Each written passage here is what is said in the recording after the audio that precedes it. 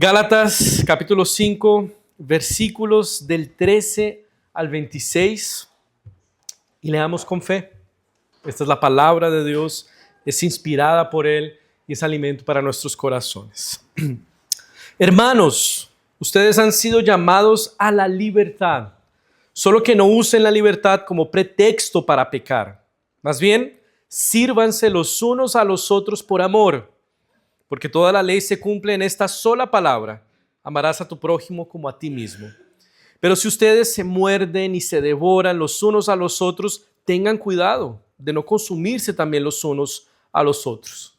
Digo pues, vivan según el Espíritu y no satisfagan los deseos de la carne, porque el deseo de la carne se opone al Espíritu y el del Espíritu se opone a la carne. Y estos se oponen entre sí para que ustedes no hagan lo que quisieran hacer. Pero si ustedes son guiados por el Espíritu, no están ya sujetos a la ley.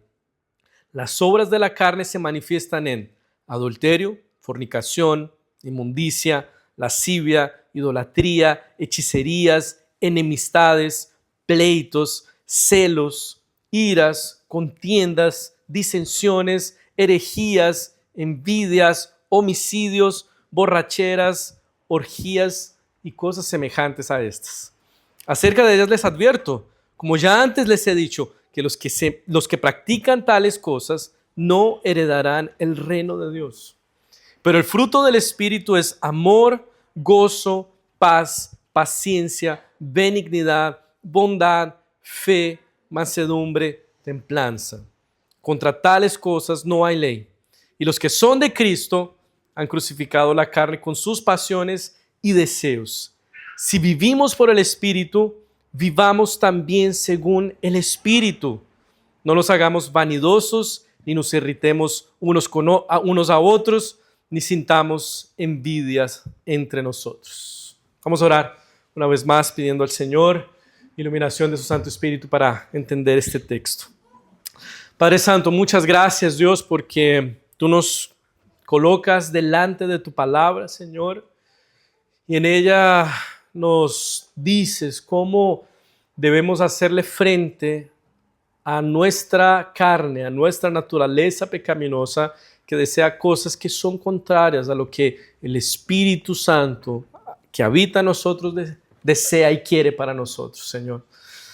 Hoy rogamos, Señor, que por tu palabra, por la administración de tu Santo Espíritu, nosotros seamos fortalecidos, Señor, para ser cristianos que saben luchar contra el pecado y contra la tentación, Señor, aprovechando la libertad que tenemos en el Evangelio. Oramos así agradecidos en el nombre de Jesús y para tu gloria. Amén. Bueno, sermón pasado de la serie a los Gálatas trató sobre la libertad que tenemos en el Evangelio, ¿ya? Pablo les dice a los Gálatas: hermanos, defiendan su libertad y no permitan que los esclavicen una vez más al yugo de esclavitud. Sabemos que Pablo se está refiriendo a libertad no del pecado en la epístola a los Gálatas, sino libertad ¿de qué? De la condenación de la ley. Recordemos, Pablo está dirigiéndose a los cristianos de Galacia. Los cristianos de Galacia estaban enfrentando un problema bastante serio que estaba afectando y comprometiendo su propia salvación, el Evangelio en lo que habían creído. Ellos estaban abrazando la siguiente enseñanza: ustedes, cristianos de Galacia, no judíos, si quieren ser verdaderamente salvos, si quieren ser aceptados plenamente y verdaderamente en el pueblo de Dios, necesitan volverse judíos, necesitan circuncidarse, necesitan guardar la ley de Moisés, necesitan seguir las fechas festivas que nosotros guardamos, necesitan comer de la misma manera que nosotros comemos. Es así que lo hemos venido haciendo toda la vida. El Mesías, Jesucristo, Él es un judío. Las escrituras que ustedes leen son judías. Es que no hay manera de ser pueblo de Dios si no es haciéndose judío. Y Pablo va a decir: oye, eso es una grave falta y una grave herejía, una grave falsa enseñanza que compromete el Evangelio, que dice que nosotros somos salvos no por guardar la ley, no por adoptar cierta moralidad, no por adoptar cierta cultura, sino por lo que alguien más hizo de manera perfecta, eficaz y eterna en nuestro lugar. Alguien sí vivió de manera perfecta y no eres tú. Y no va a ser con tu obediencia que vas a conquistar la salvación. Alguien más lo hizo por ti y es tuyo por la fe. ¿Quién es esa persona que hizo y vivió por nosotros de manera perfecta y nos da su salvación? Jesucristo. Tanto que Pablo les va a decir a ellos, si ustedes van por ese camino de intentar hacerse aceptables a Dios por medio de la ley, de nada Cristo les aprovechará. Son dos caminos excluyentes. Si tú vas por la ley, es por la ley que entonces vas a intentar salvarte. Pero es un camino sin frutos, porque la ley no es remedio para nuestra condición, es condenación. La ley nos condena. ¿Por qué? Porque la ley exige perfección. ¿De quiénes? De personas quebradas, imperfectas y pecadoras que no pueden alcanzar el estándar de Dios. ¿Cuál es? Perfección. Ustedes están optando por ese camino, de nada Cristo les aprovechará. El otro camino, que no tiene nada que ver con la ley, es la fe, la confianza en lo que Cristo hizo. Entonces aquí Pablo les está diciendo, ustedes han sido libres de la condenación de la ley. La ley ya no es más para ustedes el sistema por el que se tienen que justificar. Alguien más lo hizo. Entonces ahí él dice, versículo 13, hermanos, ustedes han sido llamados a libertad. Recuerden eso. Ya no tienen la ley como sistema de salvación. Cristo cumplió en su lugar. Ahora, Pablo entiende que hablar sobre libertad de la ley podría sonar en la cabeza de algunas personas como una suerte de licencia para vivir de cualquier manera, sin reglas, sin límite. Oye, ¿estamos libres de la ley? Hay libertad, ya no es la ley el sistema por el que nosotros vamos a ser justificados y salvos. Eso ya lo cumplió Cristo. Entonces, comamos y bebamos, vivamos como se nos dé la gana, a nuestra pinta, porque total, somos libres. Si no es la ley el camino para la salvación, si estamos libres de ella para nuestra justificación, entonces vivamos como queramos. No hay condenación. Y antes de que cualquier persona pueda concluir eso, él les dice lo siguiente: no usen su libertad para dar ocasión a la carne. No usen su libertad para que su naturaleza pecaminosa haga lo que desea. No piensen que la libertad cristiana es una licencia para vivir en pecado. No piensen que porque están libres de la ley como sistema de salvación signifique que no tienen ninguna obligación con ella. No usen su libertad para dar rienda suelta a su carne. No es para eso la libertad del Evangelio. No es para eso la libertad del Evangelio.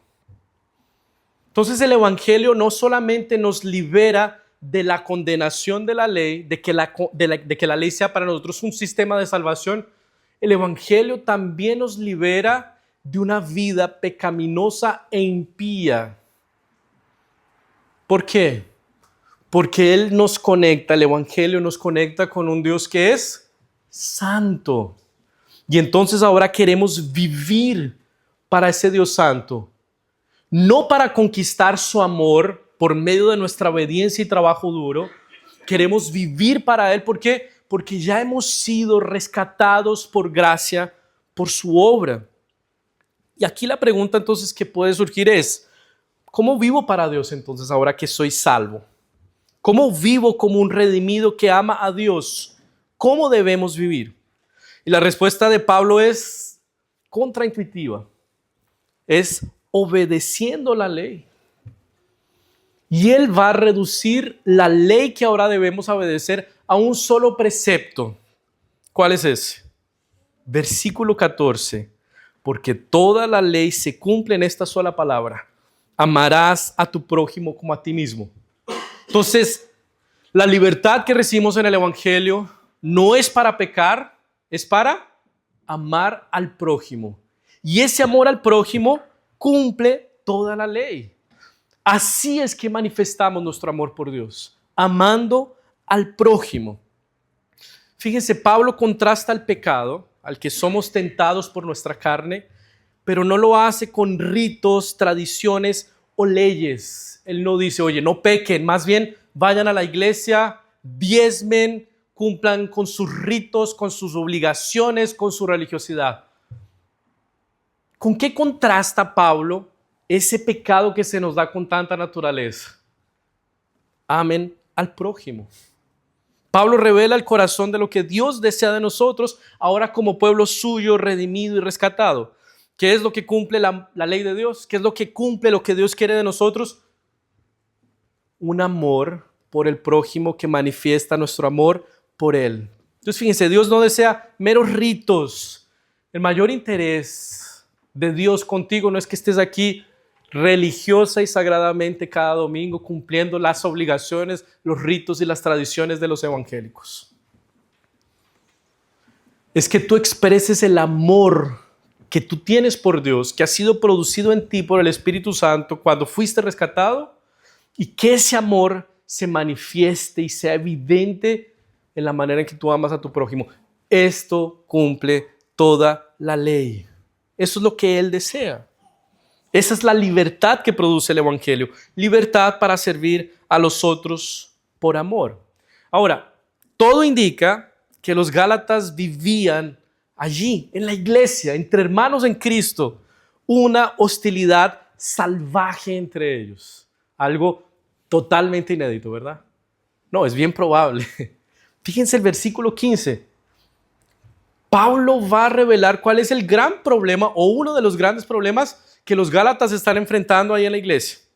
Pero si ustedes se muerden y se devoran los unos a los otros, tengan cuidado de no consumirse también los unos a los otros. Fíjense, estos hermanos, en vez de comportarse como hermanos, se comportaban como bestias, mordiéndose y devorándose los unos a los otros. Esto es una figura de lenguaje, obviamente, no eran caníbales, pero muestra el salvajismo y la hostilidad con la que se trataban las diferentes personas dentro de la iglesia. Envidias, rencillas, chismes, cagüines, celos, envidias. Todo eso dentro de una iglesia cristiana. Eso es posible de encontrar, ¿verdad? Y yo creo que delante de la incapacidad de los Gálatas de lidiar con ese pecado tan recurrente en su iglesia, ellos optaron por una formalidad externa. Ellos optaron por la ley, optaron por una cosa física, ritual y alcanzable, abordable. ¿Cuál? La circuncisión. Es más fácil circuncidarse, es más fácil reducir la vida cristiana a leyes y códigos. Es más fácil venir a la iglesia a dar el diezmo. Es más fácil parecer canuto que realmente tratar a tu prójimo con amor. Tal vez esa era la manera en que los Gálatas estaban intentando resolver su problema de pecado al interior. Vamos a ir por la ley. Vamos a hacer algo alcanzable, algo abordable. Tal vez era la manera en que ellos estaban intentando silenciar la frustración por no ser todo lo que deberían ser como cristianos. Porque es más fácil ir por ese camino de lo que nosotros somos capaces de hacer y no de lo que el Espíritu Santo es capaz de fructificar y producir en nosotros. Y tal vez así sea la manera en que muchos de nosotros lidiamos con nuestro pecado. Optamos por llevar una vida religiosa, reglada, repleta de formalidades externas, pero no lidiamos realmente con nuestro corazón.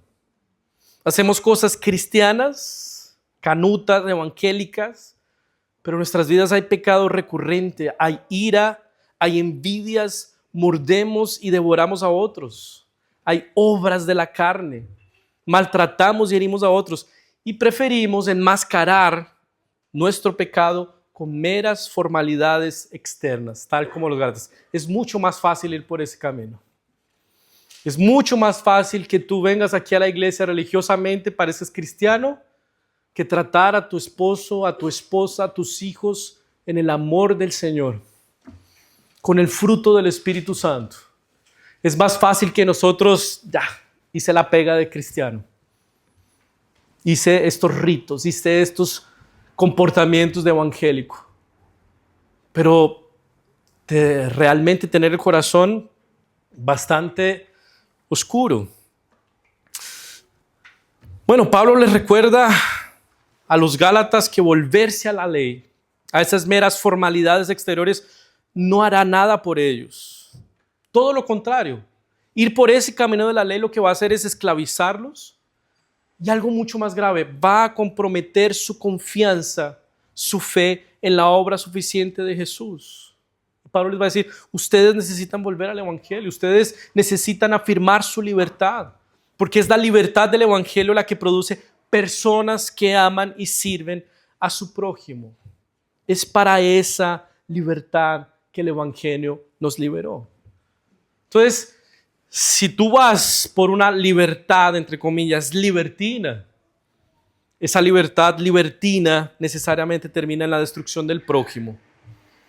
Por más que los pecados que cometamos sean de índole privado, siempre estamos hiriendo a alguien, siempre estamos involucrando la destrucción de alguien más. Aunque yo diga, no, esto es solo para mí, esto nadie lo sabe, lo estoy haciendo en secreto, esto no le hace mal a nadie. Aunque pienses así, le estás ofreciendo más del viejo hombre a tu prójimo que el nuevo hombre que el Espíritu Santo quiere producir en ti. Eso tal vez te está neutralizando en tu vida espiritual y en tu crecimiento espiritual. Siempre una vida libertina va a desembocar en la destrucción de nuestro prójimo. Al contrario, la vida de la verdadera libertad del Evangelio nos conduce a amar a nuestro prójimo, porque es así que amamos a Dios y porque fue así el amor que Dios produjo en nosotros, en nuestros corazones. Amor por Él y amor por nuestro prójimo.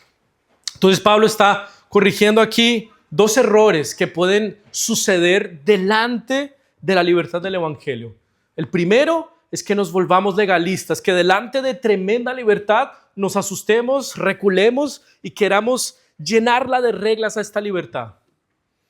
Y el segundo error que está cometiendo aquí es que delante de esa libertad digamos, bueno, entonces démosle, vivamos como se nos dé la gana, total, no hay nada que perder. Está corrigiendo los dos. Y ahí dice, la libertad del Evangelio es para servir al prójimo con amor. Es así que se cumple la ley. Bueno, necesitamos más que disposición para vivir esta vida del Evangelio, ¿verdad? Necesitamos más que claridad intelectual para obedecer el precepto que cumple toda la ley. Necesitamos poder, capacitación y habilitación del propio Dios para vivir de esa manera. Necesitamos que el propio Dios viva en nuestro interior y nos permita, por medio de su poder, ser las personas que Él desea que seamos. Y es en este punto donde Pablo nos va a dar la clave para vivir esa verdadera libertad. Amar a Dios en libertad de intimidad y amar al prójimo en servicio y en bondad. ¿Cuál es la clave para vivir una vida así? ¿Será más fuerza de voluntad? ¿Será más determinación? ¿Será más resolución? Eso sería ir por el camino de la ley. Ese no es el camino. El camino es el Espíritu. Vivir por el Espíritu. Y esa es la esencia de la vida cristiana. Ese es el poder básico de la vida cristiana. Fíjense los versículos 16 a 18. Entonces, después de haber cerrado esa parte, él dice, digo pues, vivan según el Espíritu y no satisfagan los deseos de la carne. Porque el deseo de la carne se opone al Espíritu y el del Espíritu se opone a la carne y estos se oponen entre sí para que ustedes no hagan lo que quisieran hacer. Pero si ustedes son guiados por el Espíritu, no están ya sujetos a la ley. Que Pablo está diciendo aquí es, hermanos de Galacia, ese problema de salvajismo relacional que ustedes tienen ahí no se va a solucionar con más ley. No se va a solucionar con volverse rígidos. Se va a volver posible, o se va a solucionar más bien por el poder del Espíritu de Dios. La instrucción de Pablo no es trabajen duro, tengan más resolución, más determinación, más fuerza de voluntad, porque nada de eso sirve para la vida que Dios quiere para nosotros. Necesitamos la propia presencia de Dios en nuestro interior. O sea, la única resolución que sirve en nuestra vida cristiana es la de vivir por el Espíritu. proveer para el Espíritu, para que fortalecidos por Él, no por nosotros, no satisfagamos los deseos de la carne. Es por el Espíritu que tendremos alguna posibilidad de combatir nuestra carne, nuestra naturaleza pecaminosa. Es por el Espíritu de Dios, no hay otro recurso.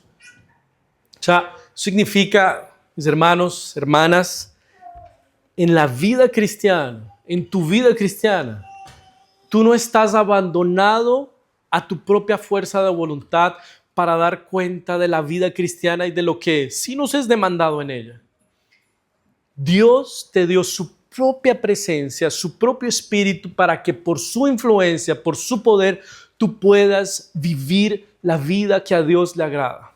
Si tú eres de los que piensa que vivir la vida cristiana es juntar toda la determinación posible, toda la fuerza de voluntad para autoflagelarse, castigar la carne, ser un tipo súper cuadrado, regladito, mata pasiones, aguafiestas, estás muy equivocado.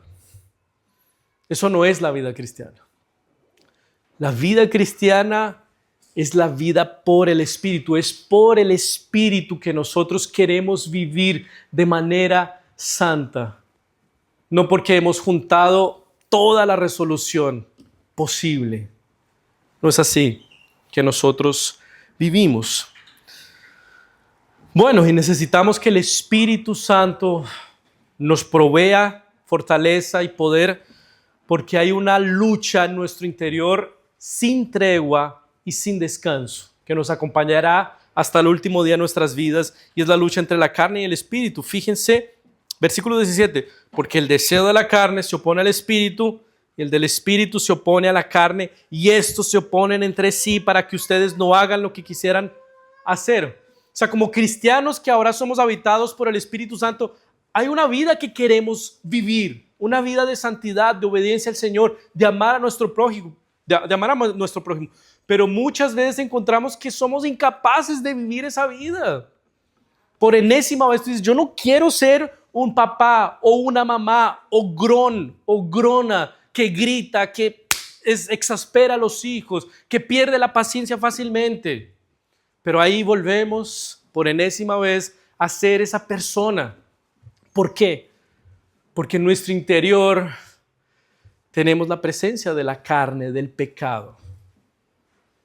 No fue eliminada la presencia del pecado en nuestro interior. Fue eliminada su dominio, su gobierno absoluto y soberano sobre nuestro corazón. Antes de la invasión del Espíritu Santo, nuestra carne reinaba sin ningún tipo de oposición. Era soberana. Y ahí llegó el Espíritu Santo, destronó a la carne y la relegó a las periferias de nuestro corazón. Yo dije esto hace como 2 semanas o la semana pasada, no recuerdo. Y ahora la carne ya no está en el centro de nuestro corazón, pero está a los alrededores de nuestro corazón combatiendo como una guerrillera por tomar el control una vez más. Y ahí está el Espíritu Santo, que ahora es nuestro Señor, y Él está fortaleciéndonos para luchar contra el espíritu. Pero muchas veces en esa batalla y en ese embate, en ese conflicto, proveemos más para la carne, nos alejamos del espíritu. Y ahí entonces la carne parece que logra suministros y avanza territorios, mete una trinchera un poco más adelante y estamos en esa guerra constante. Por eso Pablo está diciendo, ellos se oponen entre sí para que ustedes no hagan lo que quisieran hacer. Esa es la razón por la que muchas veces queremos hacer algo y no lo hacemos, porque aún lidiamos con el pecado. Y ahora lidiamos con el pecado. Antes no lidiábamos, antes lo encontrábamos normal. Era lo que hacíamos y era lo que éramos. Ahora por lo menos hay lucha. Y qué bueno que hay lucha. Cuando ustedes me dicen, pastor, estoy luchando con el pecado. Qué bueno, mi hermano, es así. Desde que lucha no sea eufemismo para decir que estás entregándote a un pecado, ¿no? Es a veces lo que queremos decir con estoy luchando con un pecado, es que ya me tiene revolcado en el piso, ¿no? Pero qué bueno que estemos luchando, Es una lucha constante. Y ahí entonces vivimos como cristianos ese conflicto constante, luchamos contra el pecado. En muchas ocasiones hacemos lo que no queremos hacer Porque nuestra carne sigue combatiendo como una guerrillera nuestro corazón que ahora está habitado por el Espíritu de Dios. Y aquí Pablo va a decir algo bien interesante en el versículo 18, fíjense, pero si ustedes son guiados por el Espíritu, no están ya sujetos a la ley. Pablo aquí contrasta el Espíritu con la ley, no con la carne, como lo venía haciendo. Es interesante porque para Pablo, vivir en la carne es lo mismo que vivir bajo la ley. Eso significa que en esencia, vivir en la carne es vivir en la confianza de que nuestra salvación, plenitud y redención llegarán por lo que nosotros somos capaces de hacer, por lo que esta carne puede hacer. Y esa confianza en la carne, esa vida carnal, puede lucir de dos maneras. Puede lucir como una vida desenfrenada, inmoral, sin límites, desreglada, devasa, o puede vivirse, o puede lucir más bien, como una vida moral, decente, recta, súper correcta. Ambas posturas tienen la misma raíz, tienen el mismo corazón. Yo confío en lo que yo soy capaz de hacer. El que va y peca desenfrenadamente lo está haciendo porque con eso quiere salvación, redención, justificación. Es una suerte de carpe diem, de autodescubrimiento. Voy a vivir la vida porque ahí está mi justificación, mi salvación, mi redención, lo que yo puedo hacer. Y el que vive así religiosamente, sagradamente, eso es colombiano, muy bien comportado, siempre correcto, para conquistar salvación también tiene el mismo presupuesto. Lo que yo puedo lograr. Nuestra carne desea vivir bajo la ley de alguna manera, sea la ley del placer y autodescubrimiento, o sea la ley de que hay que ser moral y recto para conquistar salvación. Fíjense que en el corazón de ambos hay una desconfianza en la gracia salvadora de Dios. ¿Por qué? Porque son ellos mismos sus propios salvadores. Son ellos mismos sus propios salvadores. Están bajo la ley. Y bajo la ley están bajo condenación.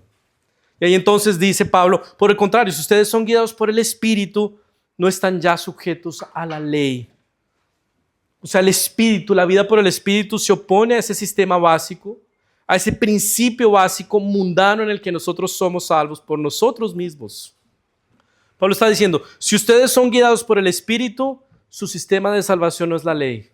No es lo que ustedes son capaces de hacer, sea viviendo desenfrenadamente o moralmente. Si ustedes son guiados por el Espíritu, su salvación descansa en lo que Cristo hizo. El Espíritu los llevará a descansar en la obra de Jesús. Nos llevará a ver en ese sacrificio perfecto toda la provisión para su salvación. Dejamos de ser nosotros nuestros propios redentores. Y esa podría ser una síntesis para la vida cristiana. Si estás escuchando esto por primera vez, ser cristiano es desistir de confiar en sí mismo para nuestra propia salvación. Yo no me salvo. Lo que yo pueda lograr conseguir no va a dar lo que mi corazón necesita y anhela. Es solamente Cristo. Y esa es nuestra fe aquí. Vida cristiana no es que hemos superado y aventajado moralmente a los que están afuera. Y aquí están los más top, los más bacanes. Aquí hay gente que ha descubierto, por la gracia de Dios, que solo Cristo es suficiente, que solo Cristo salva. Bueno, ahora Pablo asume entonces carne como ese sistema de salvación en el que confiamos en lo que nosotros somos capaces de hacer. Y ahora entonces se va a meter en las obras de la carne, en lo que es obviamente carnal y evidentemente carnal. Tal vez tú pensabas que ser carnal no era necesariamente ser una persona moral y recta que está intentando por su propia fuerza ganarse un lugar en el reino de Dios o en el cielo. Pero eso es carnal, eso es vivir de manera carnal. Confiando en que tú das cuenta de la vida cristiana. No, yo estoy haciendo toda la pega súper bien, por eso Dios me va a salvar al final de todo. O sea, un carnal es alguien que en una entrevista de Instagram allá afuera y le preguntan ¿por qué deberías ir al cielo? No, yo estoy portándome súper bien, carnal. Está confiando en su propia carne. Pero también es como alguien profundamente inmoral. Y aquí entonces Pablo se va a referir a eso. Fíjense versículos 19 a 21. Las obras de la carne se manifiestan en adulterio, fornicación, inmundicia, lascivia, idolatría, hechicerías, enemistades, pleitos, celos, iras, contiendas, disensiones, herejías, envidias, homicidios, borracheras, orgías y cosas semejantes a estas. Es una lista bastante extensa, pero no es exhaustiva. Es decir, aquí no están todas las obras de la carne, pero las mencionadas aquí son representativas de las diferentes áreas en las que somos tentados y en las que pecamos. Entonces, aquí podemos dividir, por ejemplo, estos pecados, esta lista, en 4 categorías. Pecados sexuales, que serían adulterio, fornicación, inmundicia y lascivia. La primera palabra, adulterio, es la que encierra todas ellas, que significa, o más bien en griego es la palabra porneia, de ahí viene nuestra palabra, la palabra pornografía, que indica toda clase de pecados sexuales, un término amplio que incluye relaciones sexuales ilícitas e inmorales que terminan siempre por el uso, abuso y destrucción propio y del prójimo. Pecados sexuales. Después vienen los pecados religiosos, idolatría y hechicerías. Son ofensas a Dios. ¿Idolatría qué es? Es colocar cualquier cosa en el lugar que solo le corresponde a Dios. Hechicerías, prácticas religiosas paganas, ocultas, que buscan falsificar la verdadera obra de Dios. La categoría más grande está ahí en los pecados relacionales de nuestro prójimo. Fíjense, enemistades, pleitos, celos, iras, contiendas, disensiones. Aquí herejías más bien facciones, o sea, como partidarismo, envidias, homicidios. Tiene que ver con lo que Pablo ya había denunciado en los Gálatas. Ustedes se devoran y se comen entre ustedes. Obra de la carne. Eso es lo que queremos hacer de manera natural, pasarle por encima al prójimo si él está amenazando mi comodidad, mi alegría, mi felicidad, mi paz. Le voy a pasar por encima, no importa. Obras de la carne es lo que se nos da con tanta naturalidad. Egoísmo, autogratificación, servirse a sí mismo, ninguna consideración por el prójimo. Y finalmente la última categoría, pecados de exceso, abuso y adicciones, borracheras y orgías. Aquí orgías no es de índole sexual, tienen que ver con fiestas desenfrenadas de descontrol y desenfreno, abuso de sustancias. Comportamientos desenfrenados en búsqueda de placer sin ningún tipo de restricciones, sin ningún tipo de dominio propio. Obras de la carne. Todo eso se nos da con facilidad, sea en mayor o menor medida. Hay actitudes de nosotros que son embrionarias de todo esto, que nos pueden llevar a todo esto. Obras de la carne. No hemos sido totalmente redimidos de la influencia de esas cosas. Podríamos caer en ellas en algún momento, pero hay una advertencia aquí de Pablo. Acerca de ellas les advierto, como ya les he dicho antes, que los que practican, y aquí la clave es practican, tales cosas no heredarán el reino de los cielos, de Dios. O sea, aquellos que viven de esa manera, que esa es su vida, que esa es su vida. Oye, el reino de Dios, el reino de los cielos no es su lugar. Fíjense, Pastor Tim Keller dice que alguien que se entregue continuamente a la carne sin luchar contra ella, demuestra que el Hijo no lo redimió y que el Espíritu no lo renovó. La práctica de estas cosas, que tu deleite esté en estas cosas, sin ningún tipo de conflicto o arrepentimiento, está probando que tu lugar no es el reino de Dios.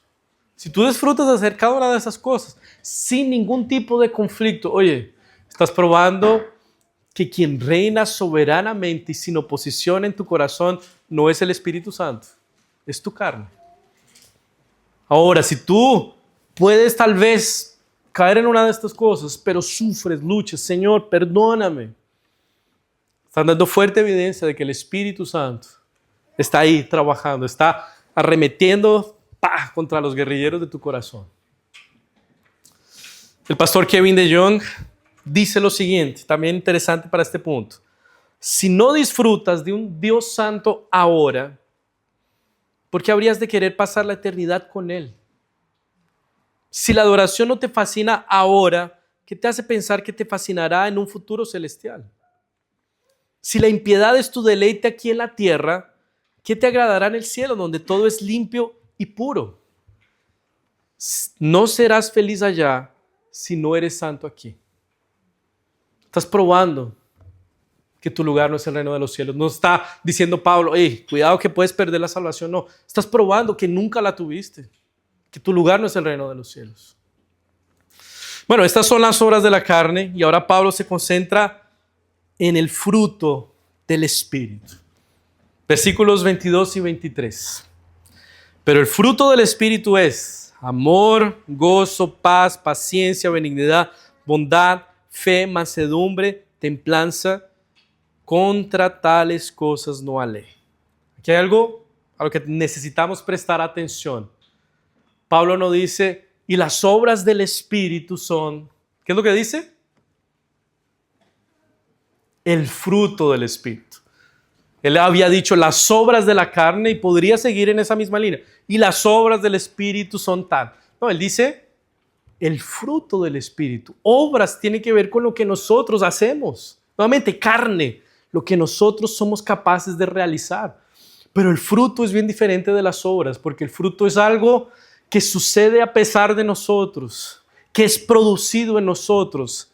Nosotros somos objeto de algo para que algo sea fructificado y producido en nosotros. Y aquí quiero destacar 4 características del fruto, porque esta es una figura de la agricultura y me ayudó bastante Pastor Tim Keller para esto. Primero, el crecimiento cristiano es gradual, no instantáneo. Entonces, aquellos que han estado decepcionados con muchos cristianos porque no ven cambios, no son instantáneos, son graduales, pero deben haber frutos, obviamente. Tal vez necesitas tener paciencia contigo mismo y verificar los frutos en tu vida no de manera rápida, instantánea, sino tal vez mirando un poco hacia atrás. Oye, hace un par de años yo hubiera respondido en esta situación de esta manera y hoy ya no lo hago. Celebra esos pequeños triunfos. El Espíritu Santo está produciendo fruto, es gradual. Segundo, el fruto es inevitable. Habrá crecimiento. Si el Espíritu Santo habita en tu interior, habrá fruto. Necesariamente, inevitablemente. Si no hay fruto, oye, estás probando que el Espíritu Santo no está habitando tu interior. Tercero, el fruto tiene raíces internas. O sea, las virtudes del fruto son producidas en nuestro corazón y brotan al exterior, no al contrario. No es que nos ponemos a practicar estas cosas virtuosas, además porque es imposible hacerlo por nuestra propia fuerza de voluntad, y entonces ellas transforman nuestro corazón. No. Las virtudes del fruto transforman nuestro corazón, hacen raíz en nuestro corazón y producen entonces sus frutos y brotan al exterior. Las virtudes del fruto del Espíritu no son trazos de personalidad, del carácter. Hay personas tal vez que son más bondadosas, más amables, más benignas, más templadas, pero no es a eso a lo que se refiere el fruto. Son cosas que suceden en nuestra vida y que no son naturales a nosotros. Claro que si tu temperamento, tu carácter tiene más esas propensiones, se pueden reforzar. Y eso me lleva al otro punto, y es que es el crecimiento cristiano es simétrico. Pablo no dice los frutos, sino el fruto, singular. El fruto del Espíritu crece en conjunto, es uno solo. O sea, donde hay amor, necesariamente habrá gozo, paz, paciencia, benignidad, bondad, fe, mansedumbre, templanza.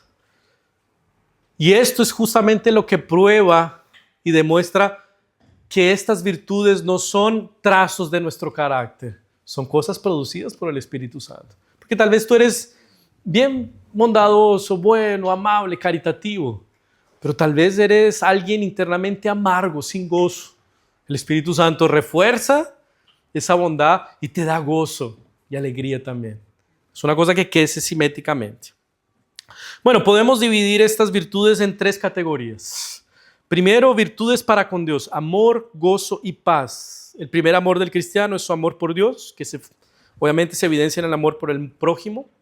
El fundamento de su gozo es una relación con Dios que ahora está en paz, no más en guerra. Entonces, por el Espíritu, nuestra actitud, relación y condición delante de Dios cambia radicalmente. Amor, gozo y paz.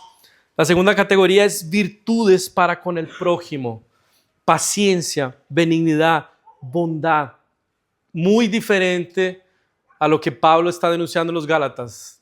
Ustedes se devoran y se muerden, pero alguien en quien el Espíritu fructifica es paciente, benigno, bondadoso. Paciencia, especialmente con aquellos que nos irritan.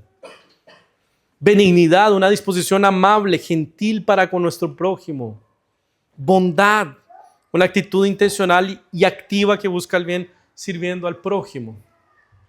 Y tal vez aquí estás buscando personas distantes, ajenas.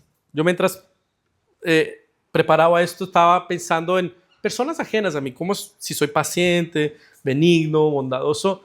Pero yo creo que las primeras personas que deben cruzar nuestra cabeza deben ser las que más cerca están: nuestra familia, nuestro cónyuge, nuestros hijos, a los que menos les tenemos paciencia, con los que menos somos benignos y los que menos somos bondadosos.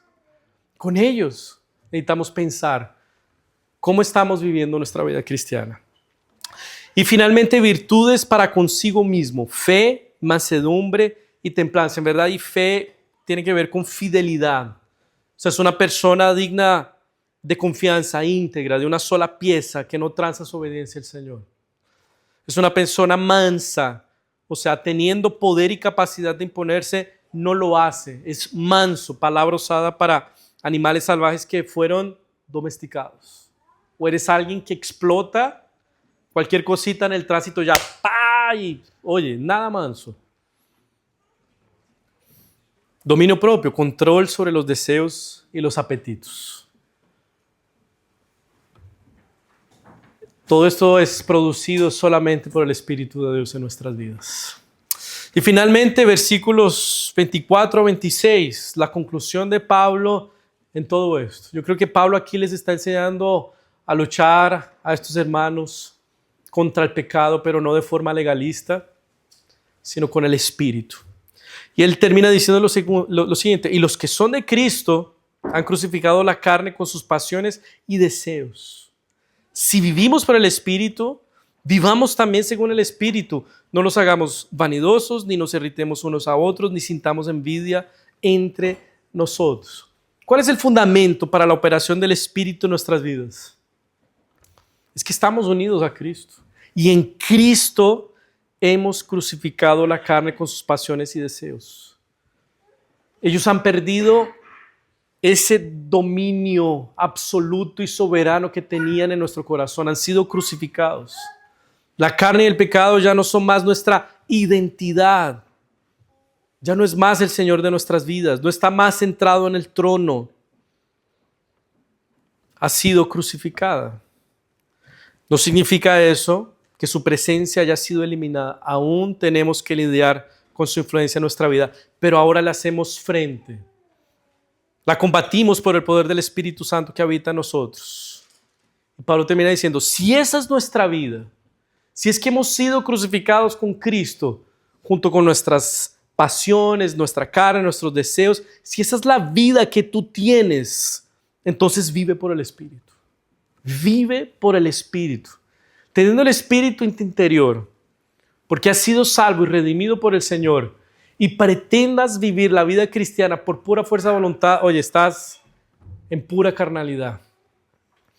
Tal vez lo que estás pensando en hacer con este sermón es hacer una lista de resoluciones. Tal vez, oye, yo tengo que ser más esforzado en mi vida, tengo que ser más paciente, tengo que producir, tengo que llegar y tener paciencia con mi señora. Ese es un abordaje carnal. Ese es un abordaje carnal. Ya estás pensando y confiando en que tú das cuenta del recado, de lo que se nos está pidiendo aquí. Y yo creo que lo que nos está enseñando aquí la palabra de Dios es vivan por el Espíritu, o sea, ríndanse, permitan que el Espíritu Santo los llene, los gobierne, los oriente. ¿Y cuál va a ser el ministerio del Espíritu Santo en nuestras vidas? Apuntarnos a Cristo, o sea, una manera, o yo creo que la manera más básica de llenarse del Espíritu Santo para luchar contra el pecado es contemplando a Cristo, contemplando, exponiéndonos a Él constantemente, yendo a su presencia constantemente, constantemente, constantemente. Y por esa contemplación y exposición constantes, el fruto de nuestro corazón va a ser producido, gradual, simétrico, interior, inevitablemente. Es así. No reduzcas tu vida a listas de resoluciones, sino a un descanso intencional en la presencia de Dios, en la consideración constante de lo que Cristo hizo por ti. Eso fue hecho por mí. Si Cristo ya murió por mí, ya me amó, ya me aceptó, ¿por qué yo viviría de una manera diferente?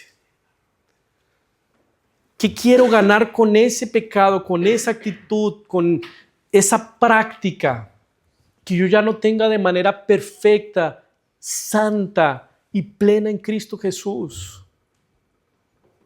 Y la vida cristiana se trata de esa exposición constante, constante, constante. Entonces, si vivimos por el Espíritu, vivamos también según el Espíritu. Y en el caso particular de los Gálatas, si tú podrías poner tu caso particular, Pablo dice, no se hagan vanidosos, no se irriten los unos con los otros, no sientan envidias los unos de los otros. Ese es el problema tal vez más gritante de los Gálatas. Y es así que ellos van a vencer esto. No va a ser con circuncisión, con ley, con lo fácil, con lo abordable. En un sentido, sí, el Espíritu Santo produce, pero es lo más, de alguna manera, difícil o lo que requiere mayor examen, ponderación, consideración. Los ritos los hacemos automáticos, sin ningún tipo de crítica. Pero la vida real, esa discusión que tú tienes con tu cónyuge, con tus hijos, el mal carácter que tenemos manejando en la calle con otros, eso necesita exposición, contemplación constante delante del Señor. Y no parches con canutismo. Necesita que nos volvamos al Señor. Mis hermanos, que el Señor nos bendiga y nos ayude a vivir vidas santas en libertad, llenas del Espíritu Santo. Oremos. Padre Santo, gracias Dios porque tú nos enseñas en esta tarde, Señor, a lidiar con nuestro corazón pecaminoso, Señor, y